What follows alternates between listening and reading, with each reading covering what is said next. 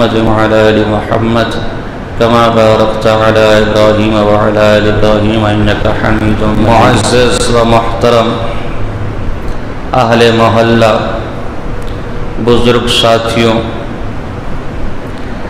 اللہ رب العزت کی بہت نعمتیں ہیں جو اس ذات نے ہم پر کی ہیں. اگر ہم اللہ کی نعمتوں کو گننا چاہیں، شمار کرنا جائے، اللہ کی نعمت لا تعد ولا تحصى ہے. اس کی نعمتوں کا کوئی شمار نہیں، کوئی گنتی نہیں. اللہ نے سر کے اوپر ایک آسمان جیسی چھت دی ہوئی ہے، چلنے کے لیے زمین دی ہوئی ہے، سانس ہم صبح شام لے رہے، کسی قسم کی آکسیجن لگانے کی ضرورت نہیں ہے. اللہ نے آنکھیں دی ہے جس سے دنیا کی رعنائی، دنیا کی خوبصورتی کو دیکھتے ہیں. ان آنکھوں سے والدین کو دیکھتے ہیں، آنکھیں ٹھنڈی ہوتی ہے. زوجہ محترمہ کو دیکھتے ہیں، آنکھیں ٹھنڈی ہوتی ہیں. اولاد کو دیکھتے ہیں، رشتہ داروں کو دیکھتے ہیں، دوستوں کو دیکھتے ہیں، اساتذہ کو دیکھتے ہیں، شاگردوں کو دیکھتے ہیں، آنکھیں ٹھنڈی ہوتی ہیں. اللہ نے کان دیے، اس سے اچھی اچھی باتیں سنتے ہیں، نعتیں سنتے ہیں، بیانات سنتے ہیں، اس پر عمل کرتے ہیں، ایک سرور ملتا ہے. اللہ نے ہاتھ دیے، اللہ نے چلنے کے لیے پیر دیے، اللہ نے بولنے کے لیے زبان جیسی نعمت دی. غرض مختلف قسم کی نعمتیں اللہ نے دی. صرف ایک انسان کی نعمتیں میں گنوانے لگ جاؤں تو شاید پورا دن نکل جائے. اللہ نے جو یہ نعمتیں دی ہیں، پھر اس کو سنبھالنے کا حکم بھی دیا ہے. اسے شتر بے مہار کی طرح نہیں چھوڑ دیا، جیسے گھوڑا ہے بے لگام، گدھا ہے بے لگام، جہاں چلے چل جائے. نہیں، انسان کو اگر یہ نعمتیں دی ہیں تو ان نعمتوں کو استعمال کرنے کے چند احکام دیے ہیں. ان کانوں سے غیر شرعی بات نہیں سنے گا، اس آنکھوں سے غیر شرعی چیز کو نہیں دیکھے گا، اس دماغ سے غیر شرعی معاملات کو نہیں سوچے گا، اس زبان سے غیر شرعی بات کو نہیں بولے گا، ان ہاتھوں سے کوئی غیر شرعی کام نہیں کرے گا، ان پاؤں سے کسی گناہ کی جگہ کی طرف نہیں جائے گا. غرض احکام دیے ان نعمتوں کو سنبھالنے. اگر ہم ان احکام پر عمل کریں گے تو ان نعمتوں کا حق ادا کریں گے، ان نعمتوں کا شکر ادا کریں گے. اور اگر اللہ کے دیے ہوئے ان احکام کی ہم پابندی نہیں کریں گے تو اللہ ان نعمتوں کے متعلق قیامت میں پوچھے گا.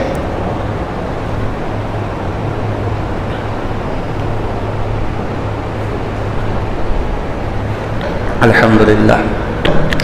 اللہ کی ان نعمتوں میں سے ایک بہت بڑی نعمت یہ زبان ہے. زبان،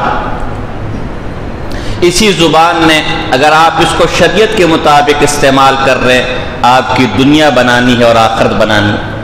اور اسی زبان کے ذریعے آپ اپنی دنیا بھی برباد کریں گے، آخرت بھی. آج کاروبار کے مسئلے دیکھو تو زبان کے ذریعے سے ہے. آج میاں بیوی کے مسئلے دیکھو تو زبان کے ذریعے سے ہے. آج طلاقوں کی وجہ دیکھو تو یہ زبان ہے. آج ماں باپ کی نافرمانی دیکھو تو یہ زبان ہے. آج اولاد کی بدماشی دیکھو تو یہ زبان ہے. غرض اپنی زندگی میں جتنے فتنے و فساد آپ دیکھ رہے ہیں، اگر آپ ان کا تجزیہ کریں تو اس کا تجزیہ اور نتیجہ یہی نکلے گا کہ یہ فساد کی ابتدا اس زبان سے ہوئی ہے. اس فساد نے زبان سے ابتدا کی اور قتل و غارت گری، ظلم و ستم، گھروں کی بربادی، زندگی کی بربادی پر اس کا انجام اور اس کا اختتام ہوا. یہ زبان اللہ نے دی تھی اللہ کی نعمتوں کو بیان کرنے کے لیے. یہ زبان اللہ نے دی تھی اللہ کے احکام کو بیان کرنے کے لیے. یہ زبان اللہ نے دی تھی سچ بولنے کے لیے. یہ زبان اللہ نے دی تھی اللہ کا شکر ادا کرنے کے لیے. یہ زبان اللہ نے دی تھی آقا کریم صلی اللہ علیہ وسلم کا ذکر کرنے کے لیے. اللہ اکبر. لیکن آج اس زبان کو ہم کس میں استعمال کر رہے ہیں؟ صبح سے لے کر شام جھوٹ، صبح سے لے کر شام تک گالم گلوچ، صبح سے لے کر شام تک فضول گوئی، بےہودہ گوئی. یہ زبان کتنی بڑی نعمت ہے. ایک عالم کا میں نے ایک نقطہ سنا، عجیب و غریب نقطہ اس نے بیان کیا. اس سے کہا یہ زبان اللہ پاک رکھنا چاہتا ہے، یہ زبان اللہ کو پاک پسند ہے. کہا اس ماں کے پیٹ میں جب بچہ ہوتا ہے اس وقت اس بچے کی خوراک ماں کے رحم کا جو خون ہوتا ہے، جو نجس اور ناپاک اور گندا ہے، وہ اس کی خوراک ہوتا ہے۔ اللہ نے اس خوراک کا ذریعہ کیا بنایا ہوا ہے کہ وہ خون جو گندگی اور غلاظت کا ہے وہ اس ناف کے ذریعے سے اس کو دیتا ہے، اس ناف کے ذریعے سے چلتا ہے، اس ناف کے ذریعے سے جاتا ہے۔ جزاک اللہ۔ اس ناف کے ذریعے سے جاتا ہے، وہ خون اس زبان کے ذریعے سے نہیں جاتا۔ کیوں؟ کہ جب اس نے پیدا ہونا ہے تو اس زبان سے اس نے اللہ کا نام لینا ہے، اس زبان سے اس نے قرآن کی تلاوت کرنی ہے، اس زبان سے اس نے رسول اللہ صلی اللہ علیہ وسلم، آقا مدنی صلی اللہ علیہ وسلم کی تعریفیں کرنی ہے۔ اللہ کی غیرت اس بات کو گوارا نہیں کرتی کہ جس زبان سے اس کا ذکر ہو، جس زبان سے اس کے محبوب کا ذکر ہو، جس زبان سے اس کا نام لیا جائے، جس زبان سے اس کے قرآن کی تلاوت کی جائے، اس زبان کے اندر رحم کی غلاظت، خون کی ناپاکی، خون کی غلاظت جائے۔ ہائے افسوس، اس اللہ نے ماں کے رحم کے اندر، ماں کے پیٹ کے اندر اس بچے کی زبان کی اتنی حفاظت کی کہ اس بچے نے باہر نکل کر اس زبان سے میرا ذکر کرنا ہے، اس زبان سے دین کی بات کرنی ہے۔ ہائے افسوس سے بچہ باہر آئے، بجائے اس کی زبان سے پہلا کلمہ نکلنے کے، بجائے اس زبان سے اللہ کا نام نکلنے کے، بجائے اس زبان سے رسول اللہ صلی اللہ علیہ وسلم کا ذکر نکلنے کے، بجائے اس زبان سے قرآن کی تلاوت ہونے کے، بجائے اس زبان سے ابو بکر صدیق کے صداقت کے نعرے لگنے کے، بجائے اس زبان سے عمر فاروق کی عدالت کے چرچے لگنے کے، بجائے اس زبان سے عثمان غنی رضی اللہ تعالیٰ کی حیا کے تذکرے کرنے کے، بجائے اس زبان سے علی رضی اللہ تعالیٰ کی شجاعت کے تذکرے کرنے سے، بجائے اس زبان سے عبداللہ ابن عباس مفسر قرآن کے نکات بیان کرنے کے، بجائے اس زبان سے اما عائشہ طیبہ طاہرہ صدیقہ عفیفہ کی عفت کے کارنامے بیان کرنے کے، بجائے اس زبان سے امیر معاویہ رضی اللہ تعالیٰ عنہ کی صداقت اور عدالت کے تذکرے ہونے سے، ہائے افسوس اس زبان سے گالی نکلتی ہے۔ ماں بھی خوش ہوتا ہے اور باپ بھی خوش ہوتا ہے کہ دیکھو میرا بیٹا گالی دے رہا ہے۔ اس زبان سے جھوٹ نکلتا ہے، باپ بھی خوش ہوتا ہے، ماں بھی خوش ہوتا ہے۔ اس زبان سے بد کرداری کے، بد زبانی کے کلمات نکلتے، ماں بھی خوش ہوتی ہے، باپ بھی خوش ہوتے ہیں، دیکھو میرے بیٹے نے بولنا سکھا لیا۔ ہائے افسوس ہے تجھ پر کہ اس زبان کو اللہ نے اس ماں کے پیٹ میں کتنا پاک اور پوتر رکھا۔ ہزار بار بشویم دہن زمش کو امبر، ہنوز نام تو کفتن کمال وے ادبی اس۔ ہے اس زبان کو اگر ہزار دفعہ مشک و امبر سے بھی دھو لیتا، لیکن اے اللہ تیرا ذکر کرتے ہوئے، اے رسول اللہ تیرا ذکر کرتے ہوئے اب بھی بے ادبی ہوتی، چاہے جائے کہ اس زبان کو ہم نے گالم گلوچ، جھوٹ سے گندہ اور غلاظت سے بھرا کر دیا۔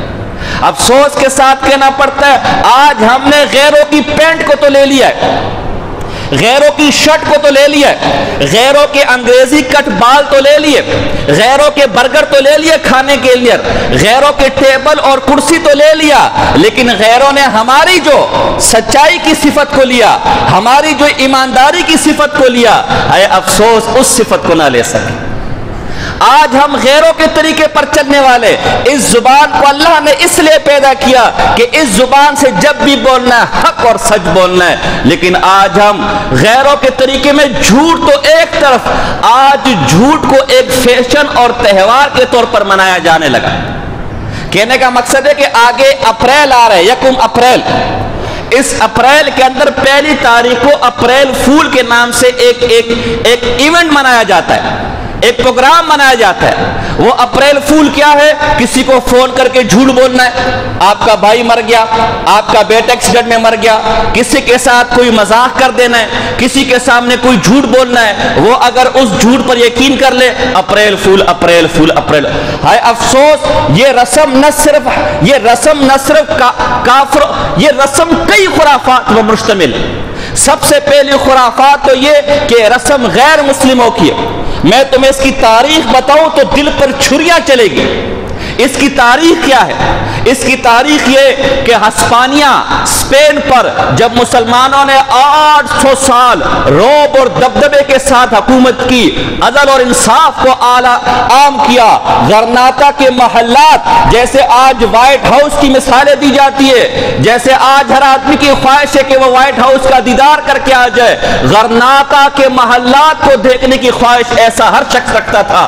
جنہوں نے غرناطہ کے محلات کو آباد کیا، 800 سال اسلام کے چرچے اس اسپین پہ رہے، لیکن افسوس مسلمانوں کی کمزوری کی وجہ سے، مسلمانوں کی ہڈ حرامی کی وجہ سے، مسلمانوں کی عیش پرستی کی وجہ سے، مسلمانوں کے موت سے خوف کی وجہ سے، مسلمانوں کے جنت کے بدلے میں دنیا کو خرید لینے کے انجام کی وجہ سے جب وہ ہسپانیہ عیسائیوں کے پاس گیا، اے افسوس جارج فرنانڈو نے عبداللہ آخری بادشاہ عبداللہ کے ساتھ یہ معاہدہ کیا کہ تو یہ ملک چھوڑ کر چلا جا، ہم اس ملک میں رہنے والے مسلمانوں کو کچھ نہ کہیں گے۔ وہ عبداللہ جب اپنا مال و متاع لے کر غرناطہ کی پہاڑیوں پر چڑھا تو آخر دفعہ غرناطہ کے شاہی محلات کو دیکھ کر رونے لگا۔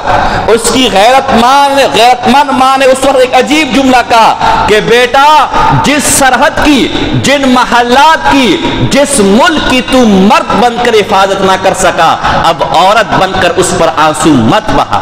جب عبداللہ ملک چھوڑ کے چلا گیا تو جارج فرنینڈو اس عیسائی بادشاہ نے ہمیشہ کی طرح مسلمانوں کے ساتھ وعدہ خلافی کی، مسلمانوں کے ساتھ معاہدہ خلافی کی، اور یہ اعلان کر دیا کہ اس ملک کے اندر کسی مسلمان کو زندہ رہنے کی اجازت نہیں ہے۔ اگر وہ عیسائی مذہب قبول کریں گے تو ٹھیک ہے، اگر وہ کرسچینٹی قبول کرے تو ٹھیک ہے، نہیں تو انہیں قتل کر دیا جائے گا یا بھاری جرمانہ لگا دیا جائے گا۔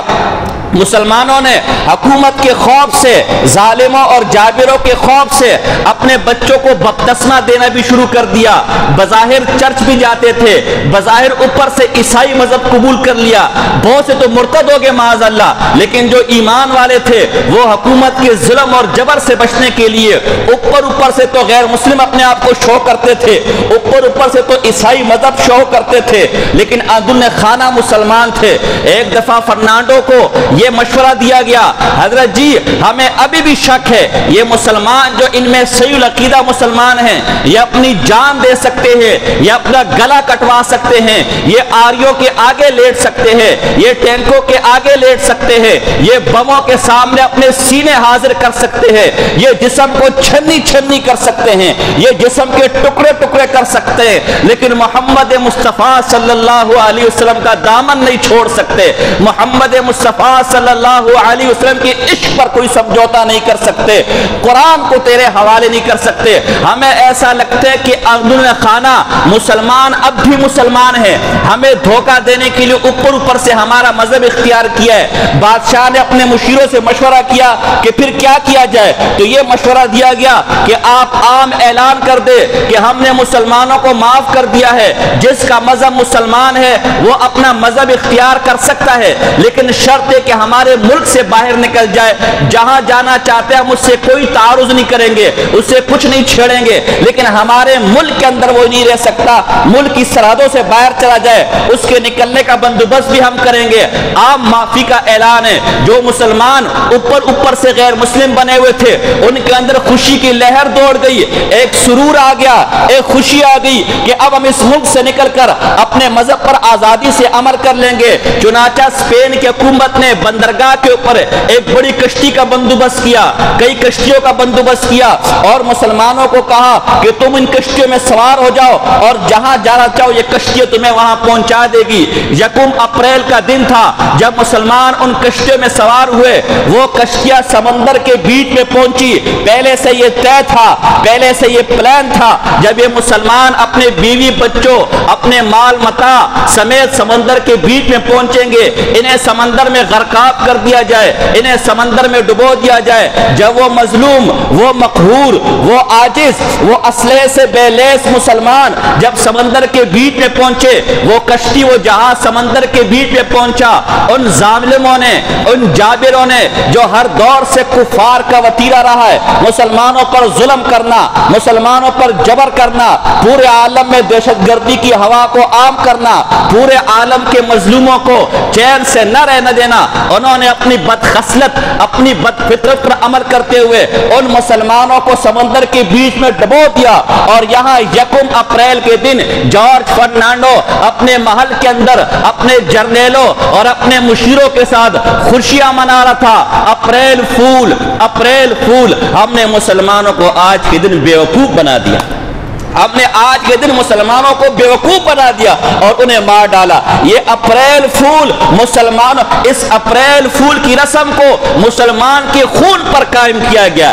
اس جھوٹ کے محل کی بنیادوں کے اندر مسلمانوں کا خون ہے، مظلوم بچوں کا خون ہے، بیواؤں کی آہیں ہے، بیواؤں کی سسکیاں ہے۔ ہائے افسوس، اگر اس دن جھوٹ نہ بھی ہوتا تب بھی یہ دن اتنے بڑے ظلم اور ستم کی یاد ہمیں دلاتا ہے۔ بجائے اس دن پر ہم لعنت بھیجنے کے، بجائے اس دن پر ان کے ظلم و ستم کے نعرے لگانے کے، ہم ان کے ساتھ مل کر اس دن کو مناتے ہیں۔ من تشبہ بقوم فہو منہم، رسول اللہ صلی اللہ علیہ وسلم نے فرمایا جو جس قوم کی مشابہت اختیار کرتا ہے وہ اسی قوم کے ساتھ ہوتا ہے، قیامت میں اسی کے ساتھ اس کا شمار ہوگا۔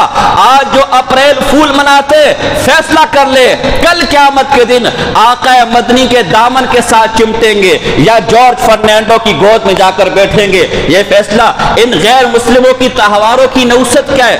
حکیم الامت حضرت مولانا اشرف علی تھانوی صاحب رحمہ اللہ کا ایک واقعہ مجھے یاد آ گیا جو انہوں نے اپنے مواعظ کے اندر نقل کیا۔ فرماتے ہیں کہ کچھ لوگ ایک پیر کے ساتھ، یہ ہندوستان میں ہولی دیوالی ہوتی ہے، اس میں رنگ پھینکتے ہیں، تو ہولی دیوالی کے دن اپنے مریدوں کے ساتھ سڑک پر جا رہے تھے، ہر طرف سڑک رنگ آلود تھا، ہر طرف سڑک پر مختلف قسم کے رنگ پڑے ہوئے تھے۔ دیکھا ایک گدھا وہاں کھڑا ہوا تھا، اس گدھے پر کسی قسم کا رنگ نہیں تھا، تو اس پیر نے کہا کہ پورے سڑک پر رنگ ہے، ساری دیواروں پر رنگ ہے، سب دیواروں پر رنگ ہوا ہے، یہ گدھا ایسی بے رنگ کھڑا ہے، تھوڑا سا رنگ اس گدھے پر بھی ڈال دو۔ تو تھوڑا سا رنگ اس گدھے پر بھی ڈال دیا گیا۔ جب وہ پیر مرا، بعد میں مردوں نے خواب میں دیکھا اللہ نے آپ کے ساتھ کیا معاملہ کیا، کہا اللہ نے میرے سارے گناہ تو معاف کر دیے، لیکن ہولی کے دن اس گدھے پر جو میں نے رنگ پھینکا اس کی نحوست یہ تھی، اللہ نے اس سے مجھے پکڑ لیا، اللہ نے میری گرفت کر لی کہ تو نے غیر مسلموں کا تہوار کیوں منایا۔ اور آج ہم اس تہوار کو فخر سے منا رہے ہیں، اپریل فول، اپریل فول۔ جھوٹ ویسی حرام ہے، نبی اکرم صلی اللہ علیہ وسلم نے فرمایا ان الصدق بر، سچائی یہ نیکی ہے، وان البر، ان الصدق یہدی الی البر، سچائی نیکی کی طرف لے کر جائے گی، وان البر یہدی الی الجنہ، اور یہ نیکی یہ تجھے جنت کی طرف لے کر جائے گی۔ وان الرجل لا يصدق حتى يكتب صادقا، ایک آدمی ساری زندگی سچ بولتا رہتا ہے، سچ کے ساتھ ہوتا ہے، کبھی اپنے باس کے ڈر سے، کبھی اپنے استاذ کے ڈر سے، کبھی اپنے بڑے کے ڈر سے، کبھی اپنے حکمران کے ڈر سے، کبھی اپنے ذاتی مفاد کے لیے وہ جھوٹ نہیں بولتا، ہمیشہ اس کی زبان سے سچ نکلتا ہے، ہمیشہ سچ بولتا ہے، اس کا نتیجہ یہ ہوتا ہے اللہ کے ہاں بھی وہ سچا لکھ دیا جاتا ہے۔ وَإِنَّ الْكِذْبَ يَهْدِي إِلَى الْفُجُورِ، جھوٹ گناہوں کی طرف لے کر جاتی ہے، وَإِنَّ الْفُجُورَ يَهْدِي إِلَى النَّارِ، اور یہ گناہ جہنم کی طرف لے کر جائیں گے۔ وَإِنَّ الرَّجُلَ، یہ آدمی جھوٹ بولتا رہتا ہے، ہر معاملے میں جھوٹ، آج بھائی چھٹی کیوں کی تھی، پیٹ میں درد ہو گیا، آج کام پہ کیوں نہیں آئے تھے، محلے میں فوتگی ہوگی، آج یہ کام کیوں کیا، یوں ہو گیا، آج یہ کام کیا یوں کیا، حضرت جی آپ نے ہمیں چائے درست نہیں دیے، جھوٹ بول دیا، حضرت جی آپ نے ہمیں موبائل ٹھیک نہیں دیا، جھوٹ بول دیا، حضرت جی آپ نے ہمیں کھانے پینے کی چیز ٹھیک نہیں دی، جھوٹ بول دیا۔ یہ آدمی جھوٹ بولتا رہتا ہے، حتیٰ کہ اللہ کے اس کا نام جھوٹا لکھ دیا جاتا ہے۔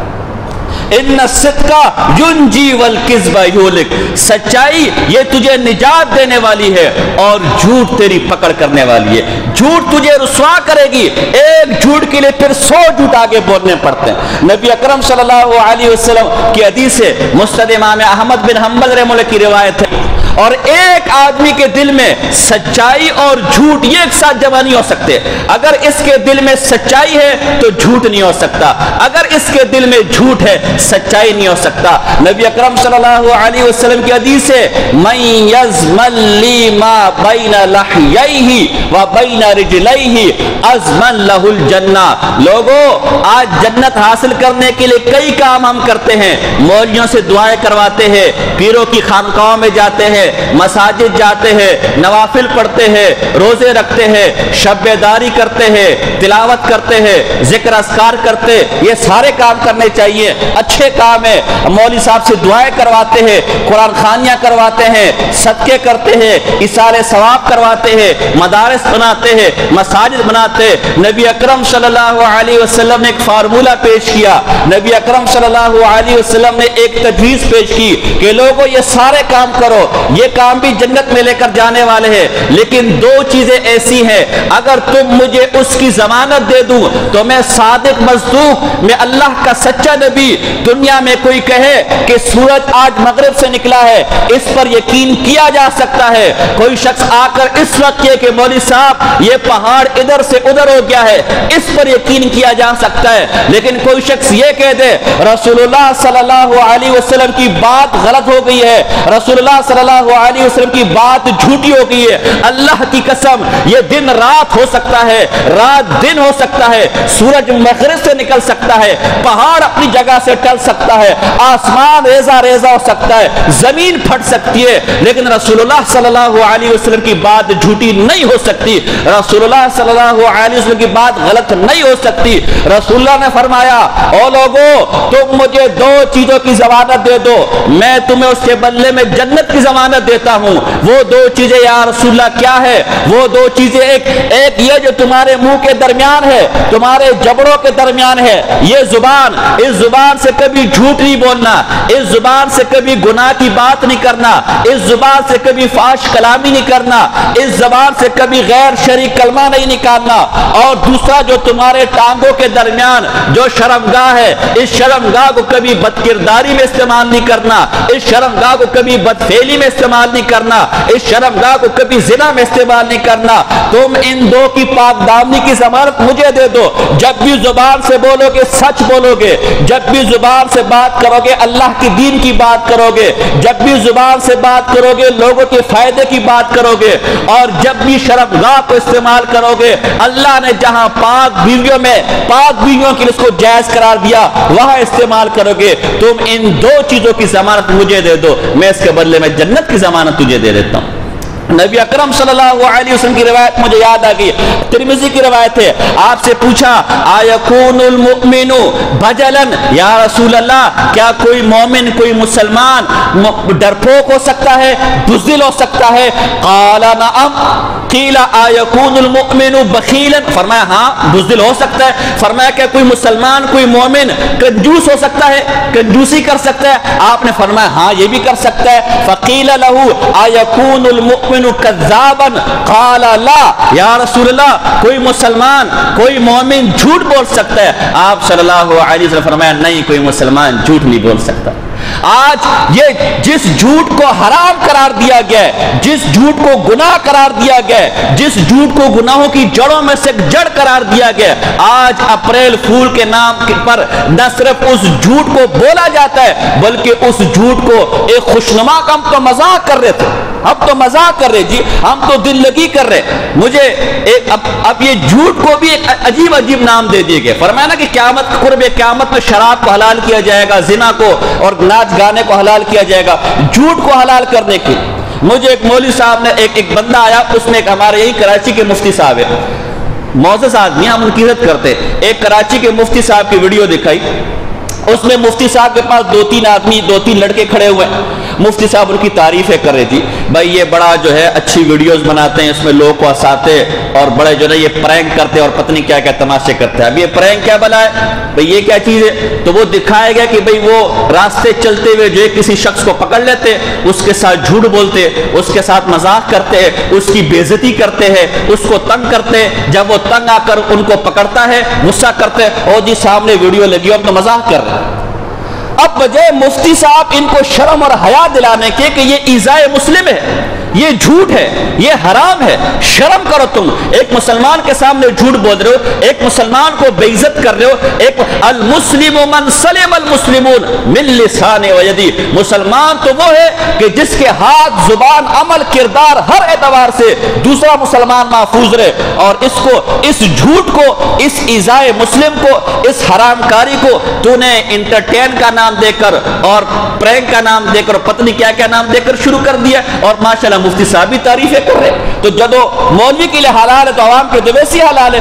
رسول اللہ صلی اللہ علیہ وسلم کی حدیث ہے کہ لا یؤمن العبد کلا، مومن اس وقت تک کامل مومن نہیں ہو سکتا حتی یترک الکذب المزاح، جب تک مزاح میں بھی جھوٹ نہ چھوڑ دے۔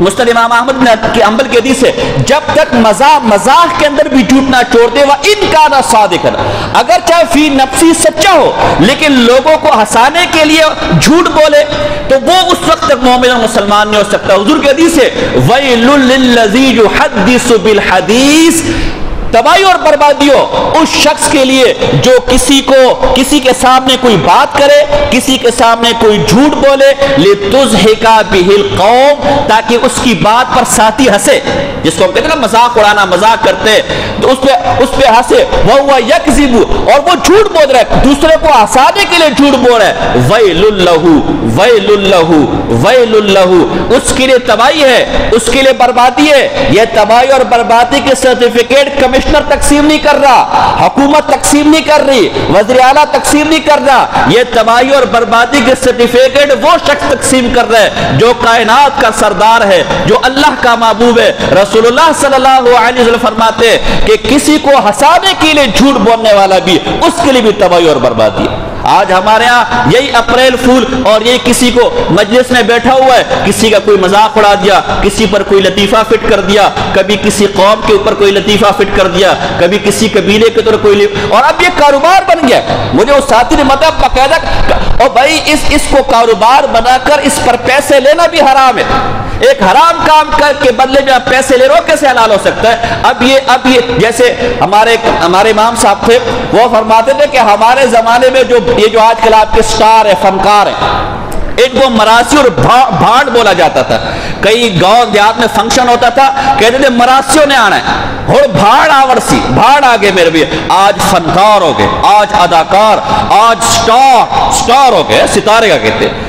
تو بجائے یہ حرام کام کر کے، ہم ان کی تردید کر کے، ہم ان کی مذمت کر کے، یہ بدبخت مفتیوں کے پاس آ کر مفتیوں کو بھی گمراہ کرتے، خود تو ویسی بدبخت ہے، تو مذاق میں بھی کسی کی دل لگی کے لیے بھی کسی کا مذاق اڑانا جائز نہیں ہے۔ تو یہ اپریل فول کا جو دن آ رہا ہے، یہ اپریل فول، اس کو منانا اس واسطے حرام ہے کہ غیر مسلموں کا تہوار ہے، میں نے بتایا، اور غیر مسلموں کی مشابہت حرام ہے۔ یہ اپریل فول منانا اس لیے حرام ہے کہ اس میں جھوٹ بولا جاتا ہے، اور جھوٹ بالاتفاق حرام ہے، گناہ کبیرہ ہے۔ یہ اپریل فول منانا اس لیے حرام ہے کہ اس میں دھوکہ دیا جاتا ہے، من غش فلیس منا، جو دھوکہ دے وہ ہم میں سے نہیں ہے، اس میں دھوکہ دیا جاتا ہے۔ غرض کئی گناہوں کا مجموعہ ہے۔ آپ سے بھی گزارش ہے، ایک مومن ہو کر، ایک مسلمان ہو کر آپ سچائی کا ساتھ دے، سچائی کو عام کرے، سچ بولے، گناہوں کے ان تہواروں سے، گناہوں کے ان رسموں سے مکمل بائٹ کاٹ کرے، اپنے ساتھیوں کو بھی سمجھائے، جو لوگ جن کا تعلق مساجد کے ساتھ نہیں ہے ان کو بتلائے کہ یہ جھوٹ ہے، مسلمانوں کے خون پر اس رسم کی، اس تہوار کی بنیاد رکھی گئی ہے۔ بحیثیت مسلمان ہماری غیرت کا تقاضا یہ ہے کہ ہم اس فنکشن کا، یا ہم ان ایونٹس کا، یا ہم ان دنوں کا بائٹ کاٹ کریں۔ اللہ نے آپ کو 2 عید کے دن دیے ہوئے ہیں اور ایک جمعے کا دن خوشی کا دیا ہوا ہے، اس میں جو شرعی خوشی ہے آپ وہ منائیں۔ اس کے علاوہ کسی غیر مسلم کے کسی فادر ڈے، کسی مدر ڈے، کسی ٹیچر ڈے کی ہمیں کوئی ضرورت نہیں ہے۔ ہمارا ہر لمحہ فادر ڈے ہے، ہمارا ہر لمحہ مدر ڈے ہے، ہمارا ہر لمحہ ٹیچر ڈے ہے۔ اللہ پاک سے دعا ہے کہ اللہ پاک ان باتوں پر عمل کرنے کی توفیق عطا فرمائے۔ وما علینا الا البلاغ المبین۔